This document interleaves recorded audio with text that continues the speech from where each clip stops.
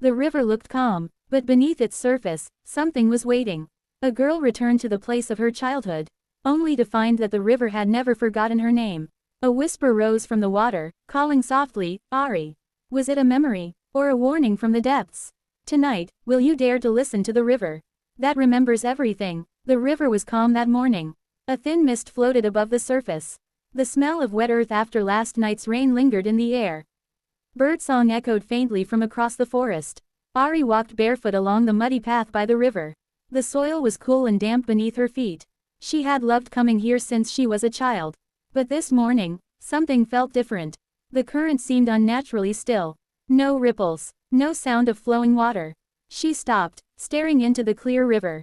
The sunlight glared sharply off the surface. In the reflection, she saw something move. A shadow, shaped like a person. Yet there was no one nearby. Ari's heart began to pound. A whisper rose from the middle of the river.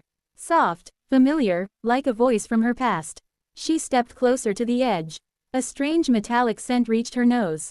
Then, something rippled beneath the surface, spreading outward in slow, perfect circles. Ari froze. Her breath hitched in her throat as the water began to swirl, gentle at first, then faster, until the reflection of the trees above twisted into long ribbons of color. The whisper came again, clearer this time. Ari. Her name, spoken softly, drawn out, as if the river itself was breathing it. Her knees weakened. She stepped back instinctively, her heels sinking into the mud, but her eyes could not look away. The voice was unmistakable now. It was her father's. He had drowned in this very river 12 years ago. They had found his boat drifting downstream, empty, with one broken oar and a trail of lilies caught in the wood. "Father," she whispered, her voice trembling. The river responded with silence. Only the slow circling water, still glowing faintly in the sunlight. She could hear her own pulse echoing in her ears. A faint figure began to form beneath the surface. Pale, shifting, without edges. The water around it shimmered like glass being breathed upon. Ari took one hesitant step closer. Her fingers trembled as she knelt by the bank. The smell of iron filled the air, thick and sharp. The mist began to close in again, swallowing the opposite shore. And the figure, it began to rise. The head appeared first, not breaking the surface, but floating beneath it. As though the water itself was holding the image down. It was a man's face. His eyes were closed. His lips moved slowly, as if forming words that never reached the air. Ari felt her skin tighten with goosebumps.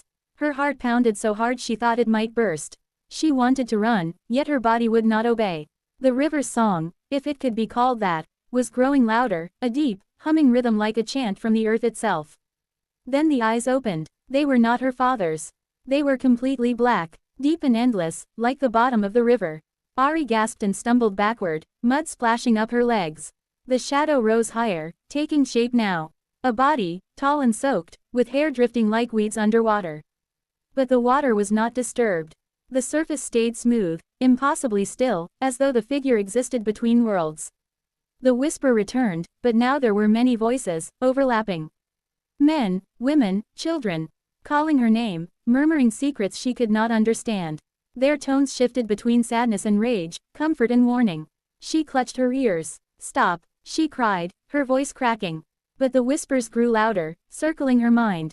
Like a current, every sound in the forest faded away. No birds, no wind, only the river. A sudden cold touched her ankle. She looked down. Water was creeping across the ground toward her feet, thin as a snake, pulling her closer. The soil beneath her softened, sucking at her heels. She tried to pull free, but the mud clung tighter. Her reflection stared back up at her. And for a moment, it was not her reflection. It smiled. A chill ran through her spine. Her mouth opened to scream, but no sound came. The air itself felt heavy, pressing down on her chest. The mist thickened until she could no longer see the opposite bank. Then the voice, deeper, older, spoke again. "You should have remembered." Ari's eyes widened. "What do you mean?" she whispered. The river rippled once, as though laughing. Memories she had buried long ago began to stir. The night her father vanished. The storm. The fight they had before he left. The words she had shouted in anger. "I wish you would never come back." Tears burned her eyes. She shook her head. No, I didn't mean." But the river did not care for apologies. The water rose higher now, lapping over her knees, icy and alive. It wrapped around her legs like hands, pulling her downward. The black eyes beneath the surface stared up at her, unblinking.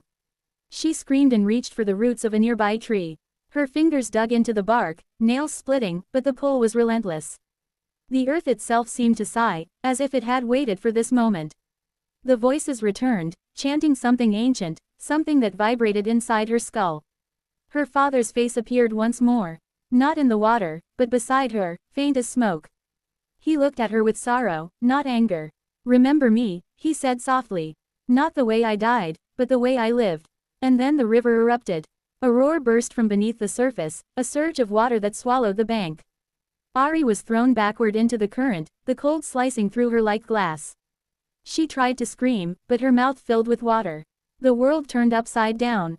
Sky, trees, water, all twisting together in a blur. As she sank, she saw faces in the depths, dozens of them. Men and women lost to the river over the years. Their eyes glowed faintly in the dark, not in anger, but in recognition. They reached toward her, not to harm her, but to guide her deeper. Ari's lungs burned. Her arms flailed weakly. She thought she heard her father's voice again, closer this time, whispering from within her mind. "Do not fight it. Remember what was forgotten." Her vision began to fade. Light fractured through the water above her, shimmering like broken glass. She saw her own reflection again, floating just above. But it was smiling, calm, peaceful. And then everything went black. The forest was silent once more. The river returned to stillness, as though nothing had happened. Only a few bubbles rose to the surface and burst quietly. Hours later, a fisherman passing by found a single shoe on the bank. It was small, muddy, and still warm from the sun. When he looked down into the water, he swore he saw a shape beneath the surface. A woman's face, half hidden by reeds, watching him. He blinked, and it was gone. But the water rippled once, as if breathing. And from somewhere deep within the current, a whisper echoed again. "Ari." The fisherman dropped the shoe and ran. The river shimmered gently in the light, pretending to be peaceful once more. But those who lived nearby swore that, on quiet mornings, when the mist hung low and the air smelled of wet earth, you could still hear her voice. Soft, calling out from beneath the surface. Asking to be remembered. The next morning, the mist hung low over the valley. The sun had not yet climbed above the trees, and the river shimmered faintly, like a silver thread stitched across the land. Villagers stood on the bank, whispering quietly. They had found nothing. No footprints, no clothes, no sign of struggle. Only the marks of someone kneeling near the edge, and the faint trace of small hands pressed into the mud. The old fisherman, the one who had found her shoe, stayed silent. He sat by the water, staring into the current, his eyes hollow and wet. He knew what he had seen, yet he also knew no one would believe him. The river looked the same as it always did, calm, cold, endless. But there was something behind its stillness now, something alive, something waiting. That night, the wind carried a strange sound across the village. A soft humming, almost like a lullaby. Children woke and cried in their sleep, saying they heard a woman calling their names. Dogs refused to drink from the river for days. And every morning, a thin layer of mist would rise from the water. Even when the sky was clear and the sun burned bright. Weeks later, a group of travelers passed through and asked the villagers about the river. An old woman told them quietly, "It remembers." They laughed, thinking she spoke of superstition. But when they camped by the river that night, one of them swore he heard a voice whisper softly through the reeds. A name carried by the current. Ari. The next morning, their campfire had gone cold. And one of the travelers stood by the water, staring blankly at the horizon. He said nothing, only whispered that he dreamt of a woman beneath the surface. Smiling with eyes black as night. Asking him if he remembered her. From that day onward, the villagers stopped fishing in that part of the river. They built a small shrine by the bank, placing lilies and candles each full moon. Some said it was for the lost souls the river kept. Others said it was for the girl who vanished. The one who listened when the river called her name. And though the years passed, and the path by the water grew wild with vines and silence, those who dared to walk there at dawn claimed they could still see her shadow. A barefoot girl by the water's edge. Her reflection smiling up from below, waiting for the river to speak again. And when the wind is quiet, and the earth smells of rain, the river that remembers still whispers softly. A story of sorrow, and of those who could never forget.